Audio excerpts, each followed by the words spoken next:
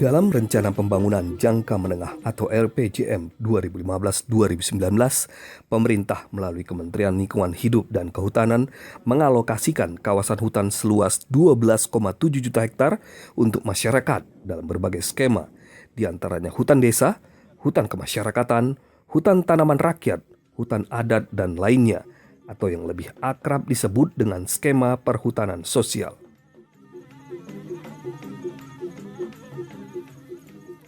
Pemberian izin dimaksud bertujuan agar hutan bisa memberikan kesejahteraan kepada masyarakat di sekitar hutan, sekaligus untuk mengurangi konflik lahan yang terjadi di sekitar hutan.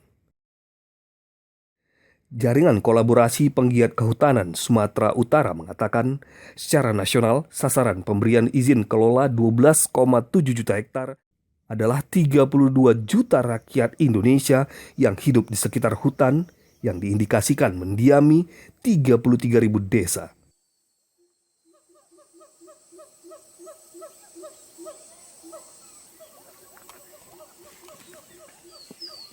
Benar-benar dikuasai oleh rakyat, di mana kemudian rakyat mendapatkan legalisasi untuk melakukan pengelolaan.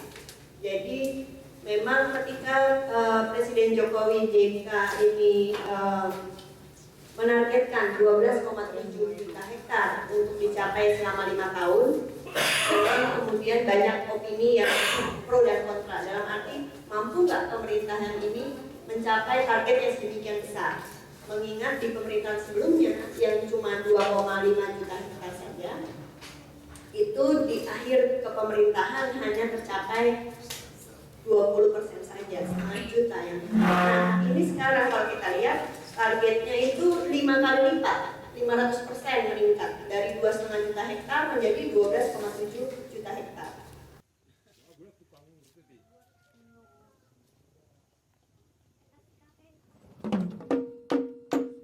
Namun secara teknis, Direktorat Jenderal Perhubungan Sosial dan Kemitraan Kementerian Lingkungan Hidup dan Kehutanan belum menyiapkan peta indikatif yang mana saja 12,7 juta hektar yang dimaksud.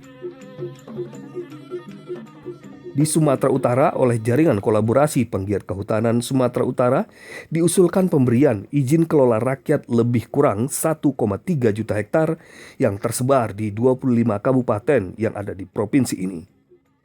Oleh Jaringan Kolaborasi Penggiat Kehutanan Sumatera Utara, pengusulan ini dimaksud untuk mendukung dan mendorong percepatan upaya pemerintah dalam mencapai target alokasi 12,7 juta hektar kawasan hutan untuk skema perhutanan sosial.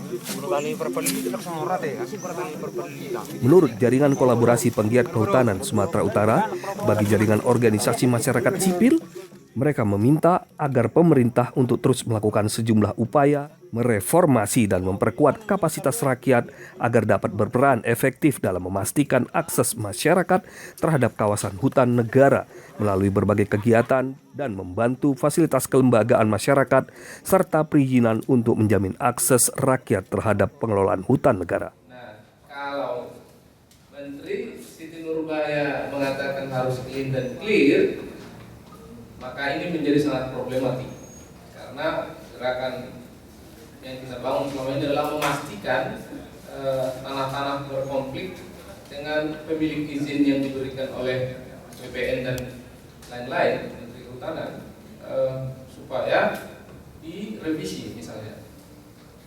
Nah, jadi kasus-kasus yang kita tangani juga semua tidak ada yang clear dan clean, pasti berkonflik dengan masyarakat lokal yang kita dampingi, masyarakat lokal, baik masyarakat adat, masyarakat komunal dan lain-lain. Jadi ini problema utama dari PIAPS tadi, peta indikatif yang sebenarnya juga belum dirilis oleh kementerian. Nah, oleh karena itu kita sangat dengan tegas menyampaikan bahwa tanah berkonflik harus menjadi bagian yang tidak boleh dilepaskan dari 12,7 juta hektar itu yang harus dikelola oleh rakyat.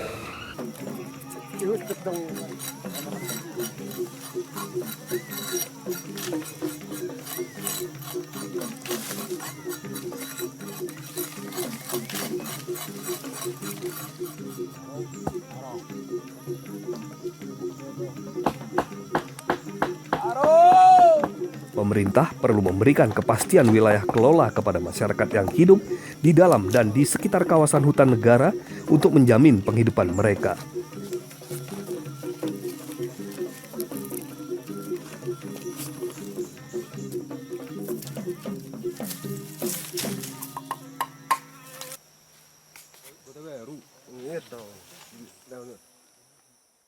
Jadi sebenarnya kalau kita lihat di sini komposisinya itu agak sulit karena relatif yang bisa digunakan itu ya yang cukup mungkin ya yang di hutan produksi itu 5,9. Karena di hutan lindung itu juga agak sulit ya untuk masyarakat bisa mengelola gitu. Ada kawasan-kawasan itu sudah berada di bawah otoritas daripada kementerian. Sementara kalau yang di hutan tanaman industri itu ya konsesinya tetap miliknya perusahaan. Sementara itu hanya diberikan kewajiban kemitraan sebesar 20%.